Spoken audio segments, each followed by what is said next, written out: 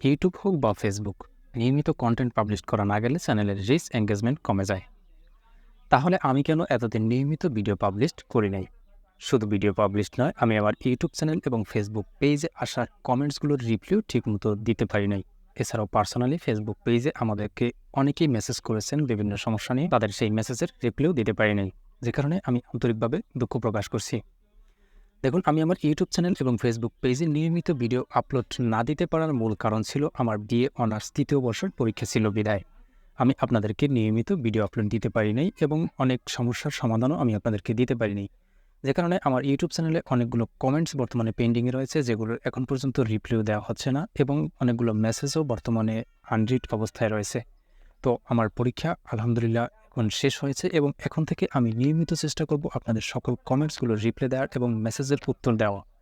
পাশাপাশি আমি ধারাবাহিকভাবে আপনাদেরকে এর আগে যেভাবে কন্টেন্ট দিয়ে আসছিলাম, আমি ঠিক সেইভাবে আপনাদেরকে নতুন নতুন কন্টেন্ট উপর দেওয়ার চেষ্টা করব।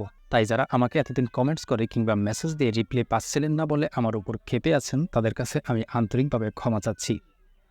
তো দেখুন, আমি চাইলে এতদিন বা আমার এই পরীক্ষা চলাকালীন সময়ে আমি কিন্তু আপনাদেরকে ভিডিও দিতে পারতাম। তারপরও আমি দেইনি, কারণ আমার একটা ভিডিও বানাতে বা আপনারা যে আমার এই যে ৩ মিনিট বা ৪ মিনিট বা ৫ মিনিটের যে ভিডিওগুলো দেখেন, সেই একটি ৫ মিনিটের ভিডিও আপনাদেরকে দেওয়ার জন্য ৫ থেকে ৭ ঘন্টা আমার ইনভেস্ট করতে হয়। কেননা আপনারা যে আমার ৪-৫ মিনিটের ভিডিওগুলো দেখে থাকেন, সেটা বানানোর জন্য আমাকে সর্বপ্রথম টপিক সিলেক্ট করতে হয়।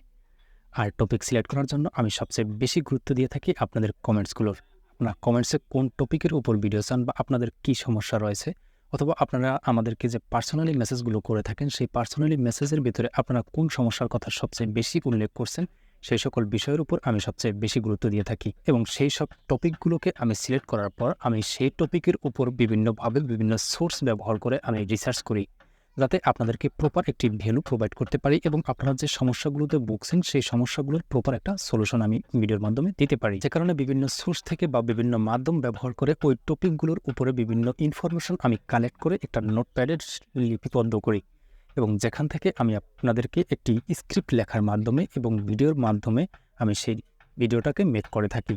এরপরে ভিডিওটাকে মেক করার পর ভিডিওটা এডিটিং করতে হয়, তারপরে সেই ভিডিওটার টাইটেল, ট্যাগ, ডিসক্রিপশন অর্থাৎ একটা এসইও করতে হয়, এরপর সেই ভিডিওটার জন্য একটা থাম্বনেইল বানাতে হয়।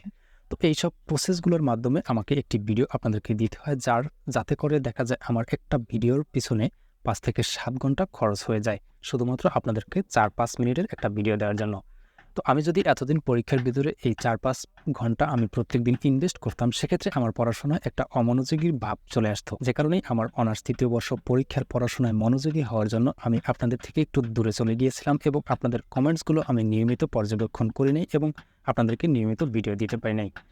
তো আলহামদুলিল্লাহ, ফাইনালি আপনাদের মাঝে আবারও ফিরে এসেছি এবং আপনাদের ভালোবাসা চাই এবং আপনারা প্রচুর কমেন্টস করবেন ঠিক আগের মতো করে এবং আমিও চেষ্টা করব ঠিক আগের মতো করে আপনাদের কমেন্টসের উপর ভিত্তি করে আমি আবার নতুন নতুন এবং ইনফরমেটিভ ভিডিও আপনাদেরকে দেওয়ার, যাতে করে আপনারা প্রত্যেকটা ভিডিও থেকে একটু ভ্যালু পেতে পারেন। তো যাই হোক, আজকের ভিডিও পর্যন্তই। দেখা হচ্ছে পরবর্তী ভিডিওতে আপনাদের কোনো একটি কমেন্টসের উপর ভিত্তি করে সিলেক্টকৃত টপিকের ভিডিওতে। তো আল্লাহ হাফেজ।